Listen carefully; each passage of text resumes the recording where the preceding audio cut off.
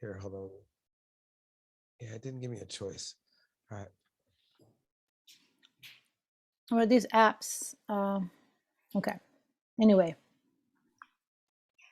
well, welcome everyone. Here we are, Doc and I, Neni and Doc, the Right Brain Show for you one more time. And we have some interesting subject today to discuss. And today, how you doing, Doc? I am doing awesome. How you doing, Nene? Yeah, I am recovering from tumultuous move, but fast, stable. And it's very nice to be here again with you from a home and having stable network. It's always good to have good Wi-Fi, good power, and good microphones and That's headsets. awesome.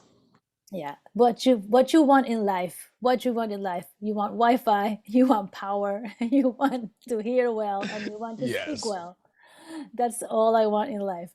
But yes, so here we are again. We have an incredible theme today to discuss. Of course, we start with one theme. The idea of the Right Brain Show is that we are two right brainers talking about many things. Right brainers are famous or known to have lots of ideas. We go jump from one thing to the other, but actually, we have been trained.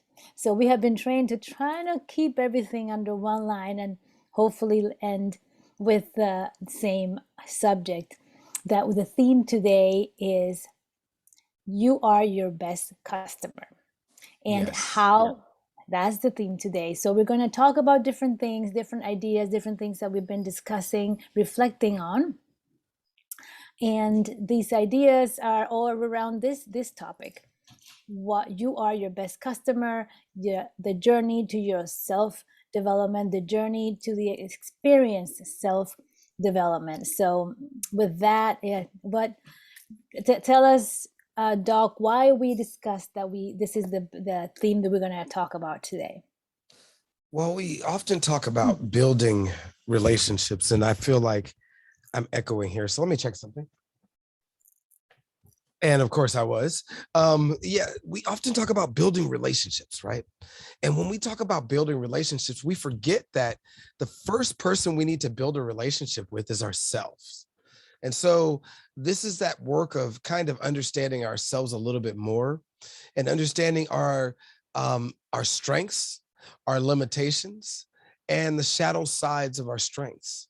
And I don't want to say limitations to the fact that we can do anything we can set our minds to. However, we tend to limit ourselves because of our own minds.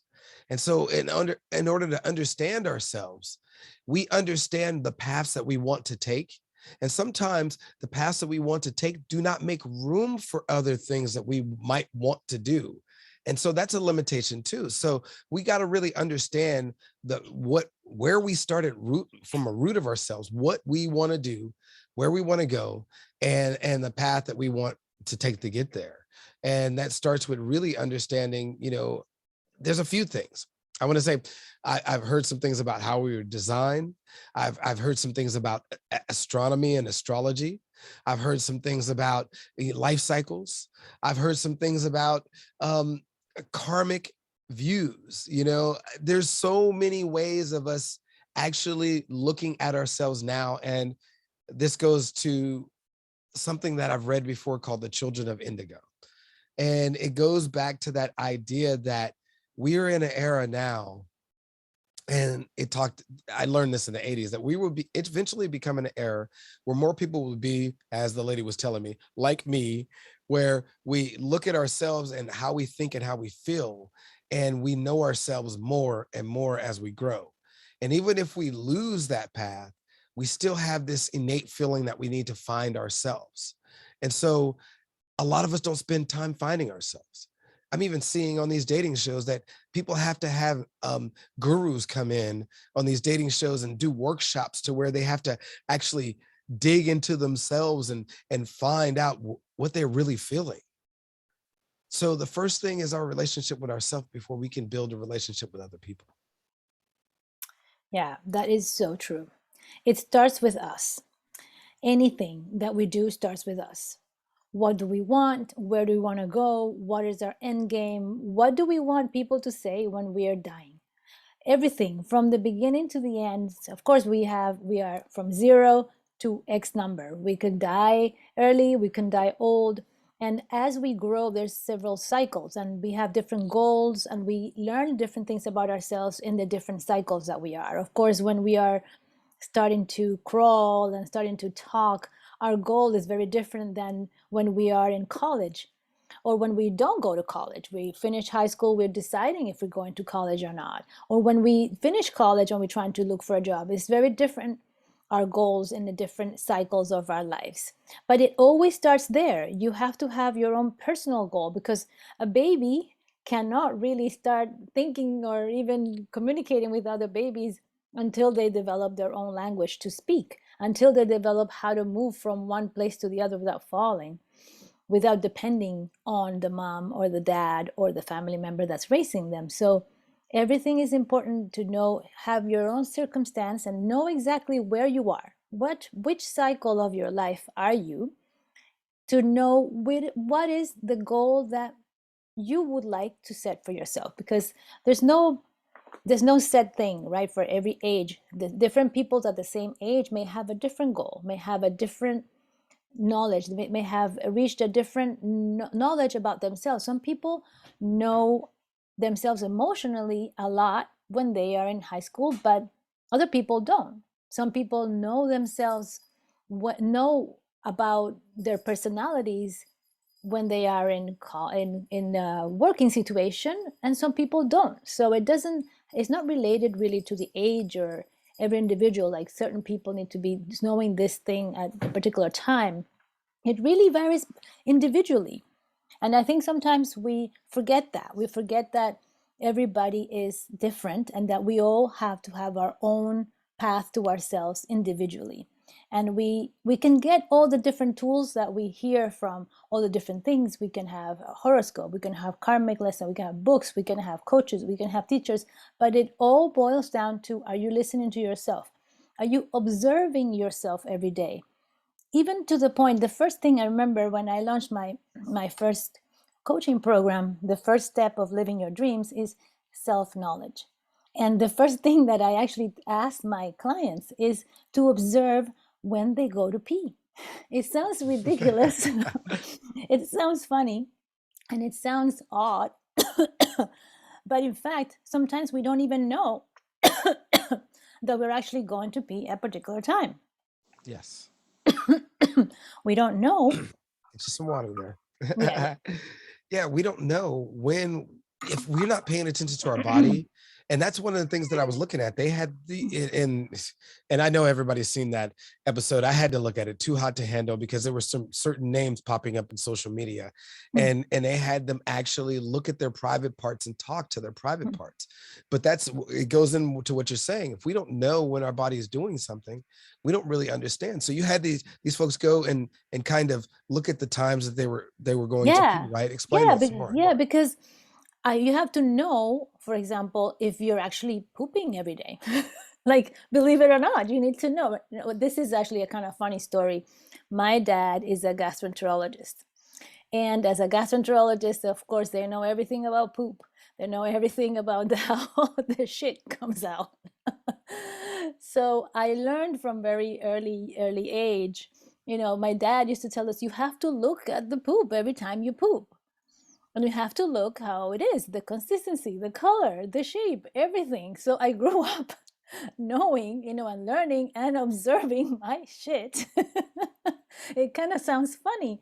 But in fact, if you don't know how your shit looks, it like figuratively and literally, you don't know what's going on inside, right? So when you look at every single thing, every biological situation that's happening with you, when you feel thirsty, you're aware that, oh, maybe I do feel thirsty, maybe I don't feel thirsty, oh, maybe I don't go to have a bowel movement, maybe my shit is white, then you need iron. So there's so many things, that you can learn about just observing yourself, even observing yourself without any judgment. It's just really about no judgment about yourself. Observing your thoughts. When you're alone, where do your thoughts go to first?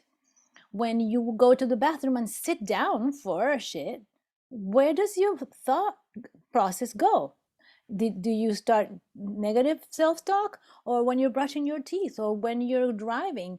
Are you observing things? Are you judging things around? And observation is the very first step to have a relationship with yourself, because Yes. you are observing exactly how you're behaving externally, like how your body's reacting, how your mind is working, how your emotions are reacting.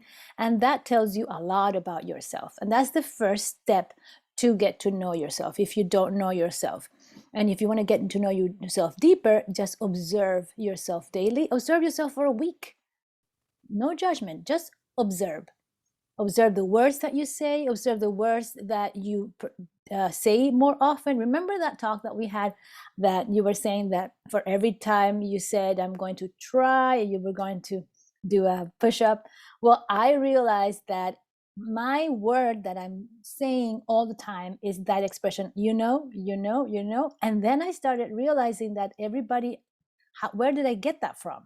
Because I don't talk like that. I didn't talk like that normally. And I realized that a lot of people that I was speaking on the phone with have that thing. you know? You know? So I started observing. I'm like, oh, I see this person is saying it. That's why I'm copying. So you really copy and mimic what's around you. So that's another observation that you can have about yourself. So then who are you going to surround with if you want to improve yourself? But it's all about being the best person that you can be for others, because when you are the best person that you can be for yourself, you can be the best person you can be for others. Wow, that's so true. I mean, wow. And you've tapped on some things, and it led me to kind of understand something about us looking at these stages, because there's these stages in everything that we talk about, and we go through stages in life, as you were talking about in lifespan development. You were talking about that idea of we go from a child to going into adulthood, and where are we at in life, and we have to understand that when we understand ourselves as well, and not just the physical aspects. That you were talking about the mental aspects. And as a child, or as there's certain stages in life as a child that we think differently. Like we grow up, we look at our parents in one stage, and our parents are our main focus. And then we get into a certain stage in life, and then we're influenced by our peers. And then as we get influenced by our peers not so much, we go into an individuality stage. And then as we go further, we go into a community stage, and then we go into a legacy stage, and an identity stage as it goes through. And this is roughly describing how lifespan development is laid out in one of the books that we've been studying for past couple of, or we studied a couple of years ago. But it stuck with me because it helps me understand the people, that we are all in different stages of our development. And even in life, we talk about this part of jobs. When we go out, we become an apprentice, and we become a journeyman, the term journeyman into a master, because we go out, we learn how to become something, and then we go out and do it ourselves. And then as we learn to do it ourselves well, we master it, that we can come and teach someone else along the way. And so there's that part of it that leads me back to NLP. And NLP talks about the stages. When we first come up, we're in that first stage. When we're first children, that first stage is all about us. And then we become about family. And then we become about us again. And then we become about friends. And so as we go through these value levels in NLP, this idea comes across to my head that we may be in a phase of where we're thinking about community and forgetting about ourselves. And so there's this side of where people are like, but I'm out here working to try to help community. It doesn't matter if I'm sacrificing, but yes, sometimes it does. I've heard some people talk about, and I wouldn't go this far. They've talked about making it to where they're a no pressure type of work environment, to where it doesn't matter. Sometimes, I mean, for me, sometimes I have to stay up late to get the job done. They were saying, no, that's not the case in our work environment. We don't want to ever do this. And this is an art environment. And I feel like they're making it a non-deadline environment, and they're taking away that pressure that we all need to stop procrastinating. So I'm not never saying taking it that far. However, we do have to take our breaks and breathe sometimes in order to look back and say, how am I feeling about this particular thing that I'm doing? Is this something I really want to do? If this is something I really want to do, if it's connecting to something that I really, really need to do, then yes, this is something I want to do. If this is something connected to something that I know in the future is going to be something that I really feel is successful, yeah, this is something I need to do. But as we decipher, we got to look at some of the stuff we do, because we will waste time not doing the right thing, and we burn ourselves out by not doing the right thing. Yeah, I 100% agree. I think there's a fine line, right? How much are we going to push ourselves to get something done to the detriment of the body and the physical mind, or the mind or the emotions? And I think it's okay to push ourselves. I think it's like you said, like there's some deadlines that when we're studying in school, we have a deadline, so we push more. You can see a cat behind me. She's like a little Florette. She's a guest in my video. Oh, Florette. Hey, she's paying Anyway, rent too. yeah, she is. But anyway, um, I lost her. She distracted me. That's a right, total right brain situation. I'm sorry, I had to, I couldn't help Uh, it. anyway, but yeah, there's a time when we push ourselves, which push ourselves to the limit, and sometimes we have this desire, like, oh my God, I just want this, I love doing this so much. You want to do it, you push yourselves because you want to get it done, you want to get it over with, or you want to, or it has to be done by a particular time, otherwise it cannot, basically you're dead in the water. So there are times that are going to be like that in life, always. And there are many things that can happen. But if you push those goals beyond your limit, beyond your physical and mental limit for too long, so you can do it for a period of time, but you can't do it for too long. And if you do it for too long, either your mental health suffers or your body suffers. There's no way you can not pay a price for it. And there was a time in Venezuela, for example, I remember I was living with my parents. I had an abundant life, you could say. It was not like the super rich life, but I had a gym. I was walking distance from the university where I was studying computer science. My parents would take me as a transport everywhere. I didn't have a car, but they would transport me wherever I needed to be, because they didn't let me go by myself because it's dangerous, because many things. But I wanted to be free. I wanted to be independent. My desire to be independent was stronger than my comfort. And I left. I actually ran away. This is probably the first time I say it in social media, huh? I ran away from my parents just to be independent. And I paid the physical price. I paid a huge price that maybe later, maybe it led me to the cancer in 2004. I don't know. We will never know the real source of that. But all the muscle that I had built, I was doing like aerobic marathons. I was really in shape. I was, going to the gym every day. Had a healthy, some food at home, always. But when I was independent, I made a sacrifice. I had to work. I had to study full time. I have to work full time as a musician. And of course, I didn't have enough resources to buy enough food or quality food. And I was really burning the midnight oil.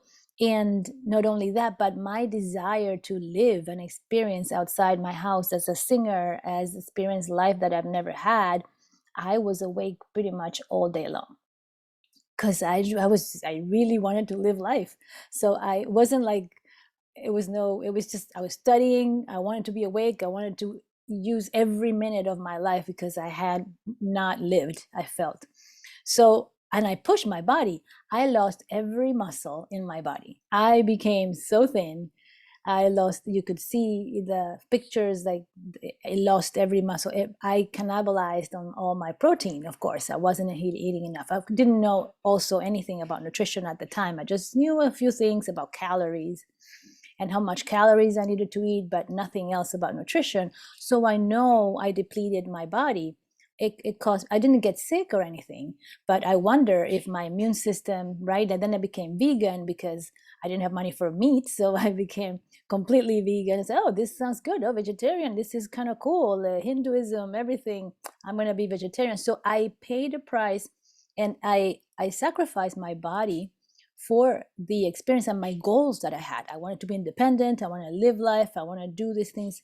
And I did pay a price. So we have to really understand in the moment what we want, who we are, what we need, what our body needs, what our mental mindset needs, and make sure that that's fulfilled. Because if you do it for too long, like I did, your body really suffers. You can do it for a weekend, you can do it for a week, but not for a long time.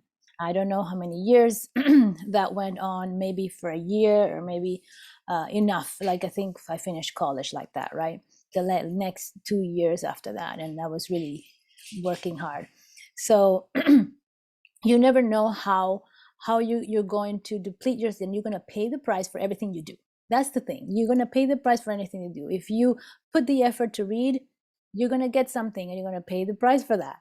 And if you read at night when you're supposed to sleep before midnight, you're going to pay the price for that. But you have to be aware. So if you can do it, sure, you can do it a week, you can do it 3 days, but I would not recommend to push yourself to that limit physically and mentally, so that you become broken, that you can't even do either one. To neither take care of yourself, neither take care of others, and do the actual goals that you need to do. So there is a fine line there, right? Diminishing returns. Yeah. Yeah, there's a fine line. But we should, but I do agree with you though, that we cannot take away that the push and the goal. Like I had this desire to live, and I would never regret what I did, because I needed to do that. And it gave me, but I knew what I needed, but I knew myself. I knew that that's something that my whole body, soul, everything, I had to do it regardless of what the price I was going to pay. But I didn't know how to do it. I was by myself. But there's some goals and there's some things that we have to do because we have to do. But we have so much knowledge now. We have YouTube, we have social media, we have us, we have people, we have coaches, educators that can help you figure out what is the best way to do it in the optimal way, so you can achieve your goal, you can know yourself, what you need, what you want, and not burn your mindset and your body.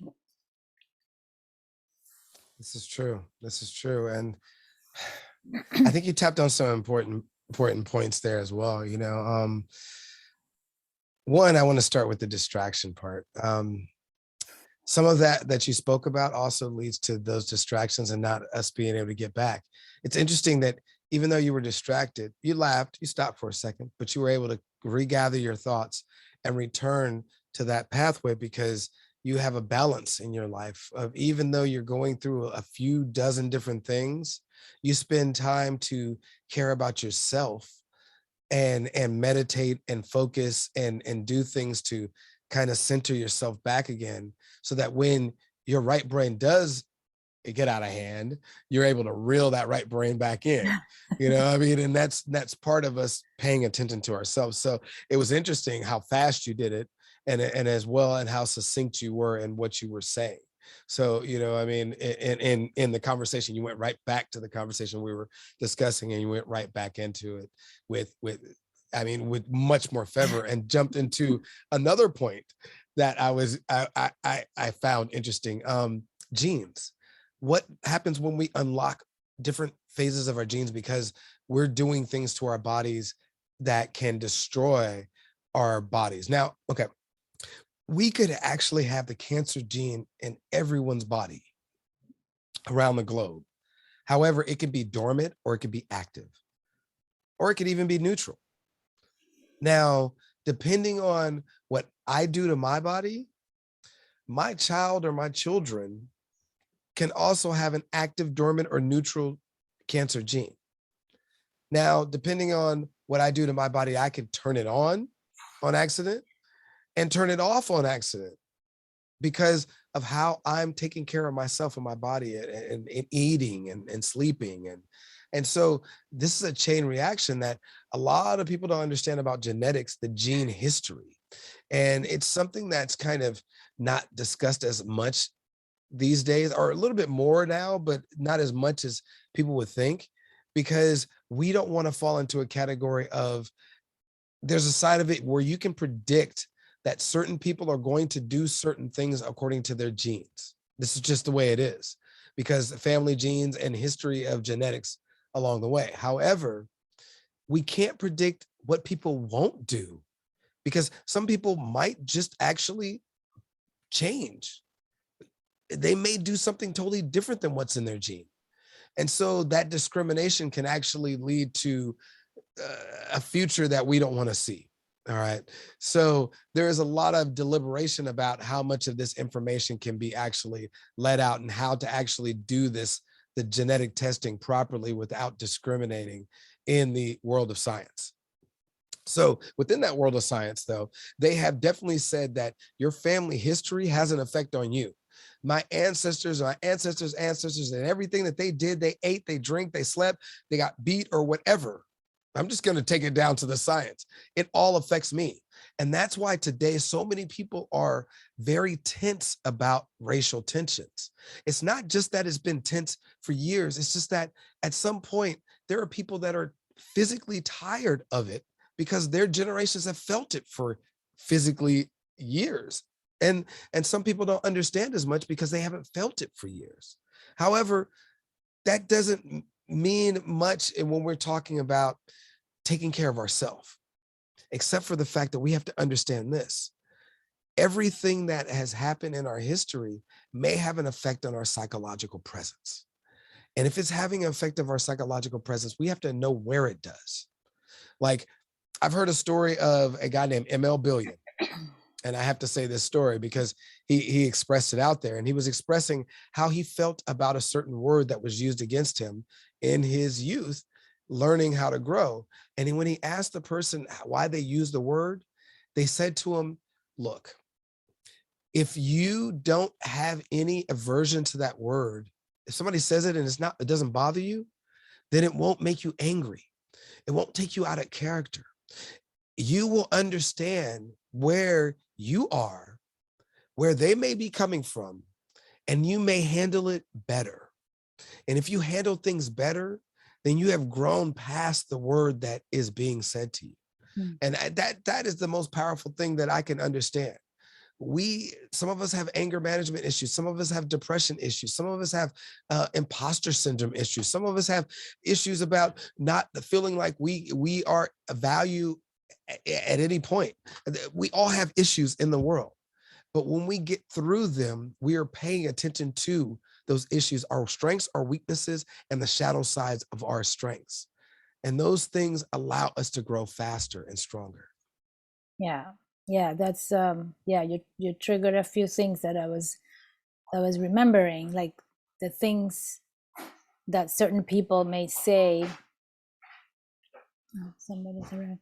There's some things that people may say to you that remind you of some things that happened in the past, some words that are not just repeated things that people say, but just the way they say them to you, right? The way they say them to you may trigger certain reactions. And if we don't really listen, don't react, but just listen, and as if it were new, it becomes a different reaction back.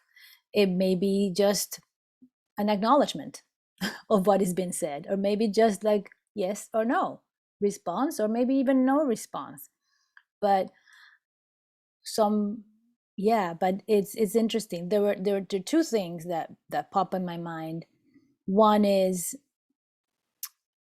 without discussing personal things, one is things that were happening to me when I was married, and things that continue, that same, every time I saw that person after I wasn't married, then it would trigger something like a fear without anything happening.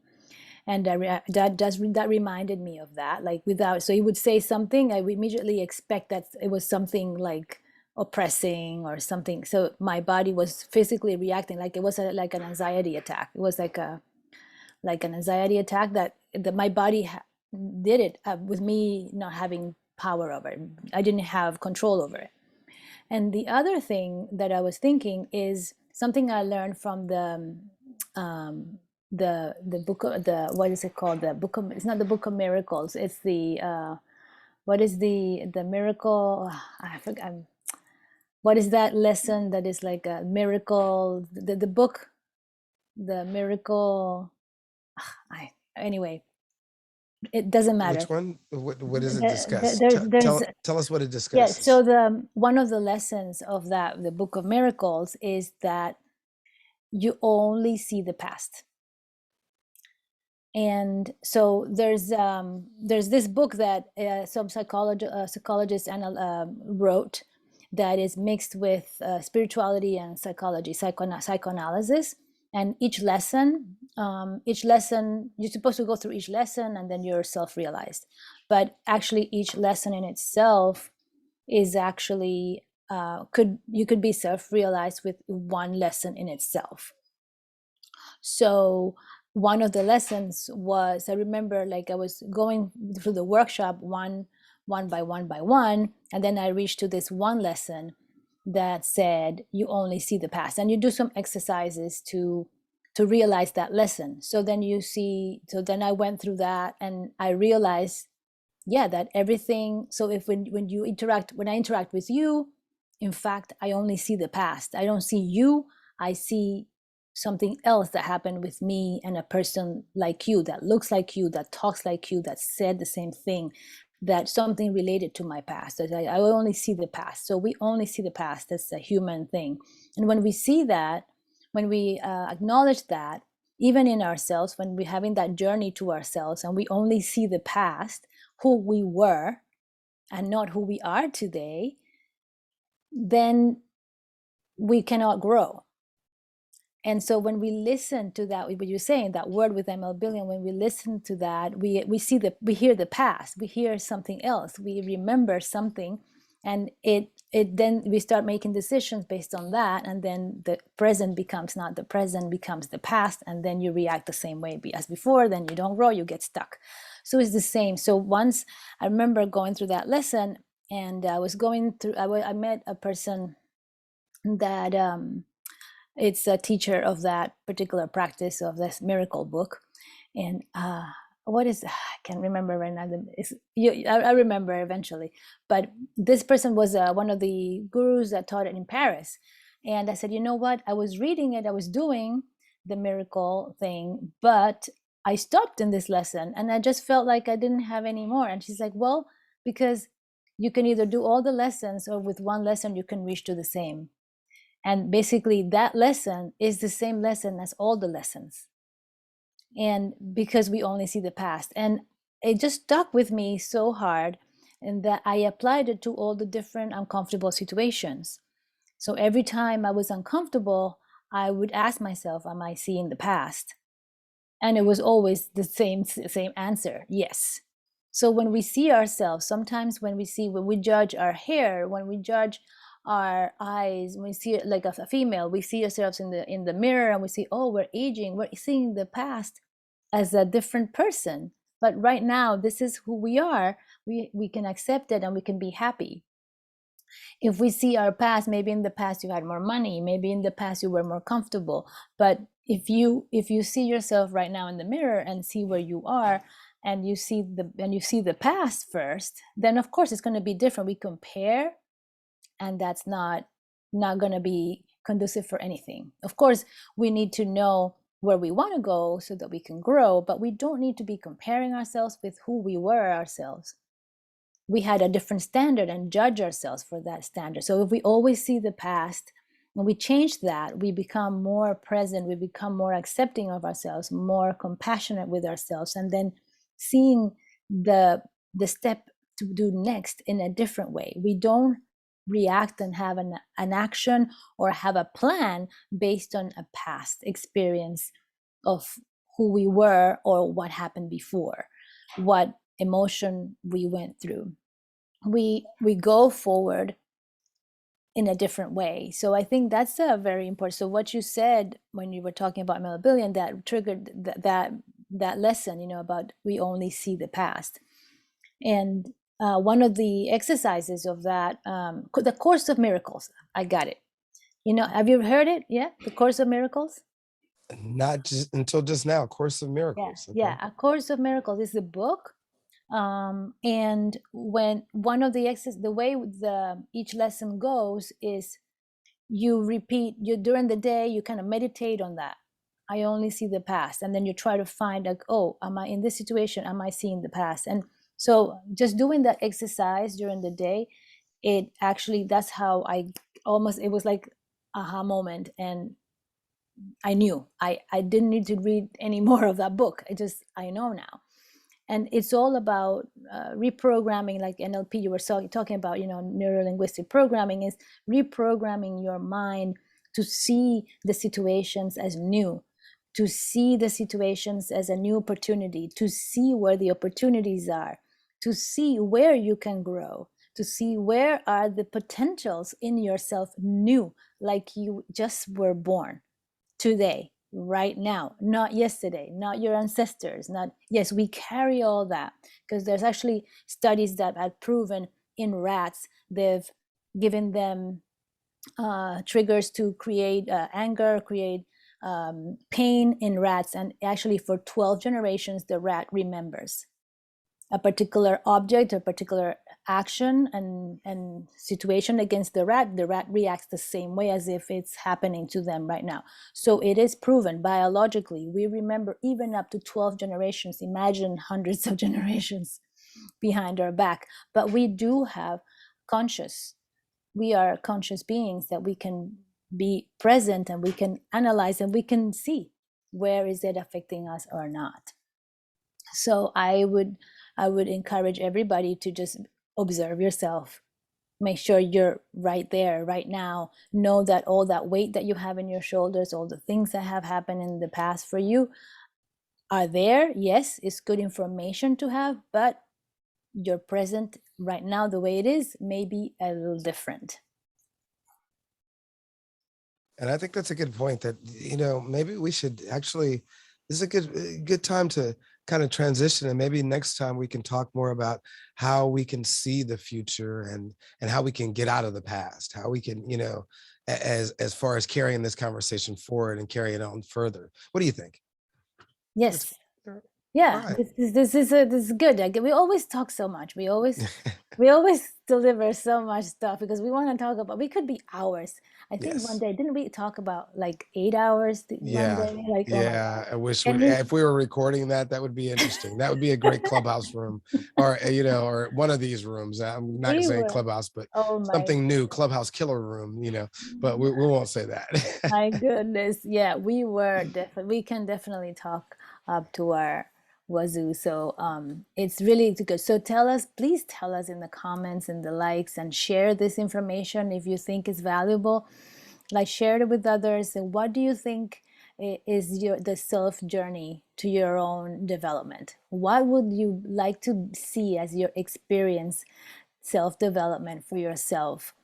And be your first be yourself, be your first customer, to be in the position, in the feet, in the skin of your own needs, and in the skin of your customer yourself, to see what you can deliver for others. So it's really good, it's exciting, it's an exciting journey, like the self knowledge journey, and you're going to find so many things about yourself that you maybe didn't even know, had no idea. So I encourage yourself. This is self knowledge, your how important it is to have your relationship with yourself. So with Indeed. that, Indeed. Doc, any last words? I know. I love it. This is the Right Brain Show with Nini and Doc. We like to come at you with some information, but also come, deliver some thought, some right brain and left brain thought intertwined at once. And as we continue to grow and build this particular podcast, broadcast, show. I love calling it all the above because that's what it is. Yeah. Um, Oh, and we hope, a side yeah, note on the genes. I didn't say, but yeah, definitely epigenetic is wherever you, all the different emotions and the different food that you eat affects that gene, that DNA. So that's how it triggers, how it turns on and off. I just wanted to say that also, the epigenetics, the studies of epigenetics. Deepak Chopra made a big conference. I have the book Super Genes that talks about epigenetics and how that affects your DNA and turns on, triggers, like you said, the gene on or off, even of whatever you have. So make sure that you read about that too. So there's so many things that we can share here, but there's only so much time in one shot to yeah, deliver information. So until yeah. the next one. And if you don't understand, she was talking about epigenetics. That's what we were talking about earlier, the genes and your history of your genes. So that's what that means, folks. If you've been hearing in that buzzword epigenetics flowing around, that's what we were discussing. So take a look at it. It's worth reading. She's right. All right. So until the next time, and we're out. Yes, indeed. We're out of here.